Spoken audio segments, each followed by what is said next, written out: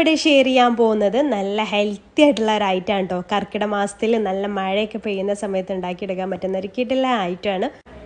മുതിര ശർക്കരയും തേങ്ങയൊക്കെ ഇട്ട് വെക്കുന്ന ഈ ഒരു സംഭവം എല്ലാവർക്കും അറിയാമായിരിക്കും അല്ലേ? പക്ഷെ അറിയാത്തവർ ഉണ്ടാവും അല്ലേ? അവർക്ക് വേണ്ടിയിട്ടാണ് ഇത് ഷെയർ ചെയ്യുന്നത്. ഞാനിവിടെ 2 കപ്പ് മുതിര വെള്ളത്തിൽ 5-6 മണിക്കൂർ സോക്ക് ചെയ്യാൻ വേണ്ടിയിട്ട് വെച്ചിട്ടുണ്ടായിരുന്നു കേട്ടോ. ഇത് നന്നായിട്ട് വാഷ് ചെയ്ത് അതിൽ കല്ലൊക്കെ ഉണ്ടാവും ചിലതിൽ കേട്ടോ. അപ്പോൾ ആ കല്ലൊക്കെ ഒഴിവാക്കിയിട്ട് വേണം കുക്കറിലേക്ക് ഇട്ട് കൊടുക്കാൻ വേണ്ടിയിട്ട്.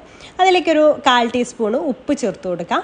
മധുരമൊക്കെ ബാലൻസ് ആകാനും ഇതിലൊരു ഉപ്പിൻ്റെ ഒരു ടേസ്റ്റ് ഉണ്ടെങ്കിൽ കറക്റ്റ് അതിൻ്റെ മധുരം കിട്ടുള്ളൂ കേട്ടോ. കറക്റ്റായിട്ട് ഇതിന് ബാലൻസ് ആയിട്ട് കിട്ടുള്ളൂ.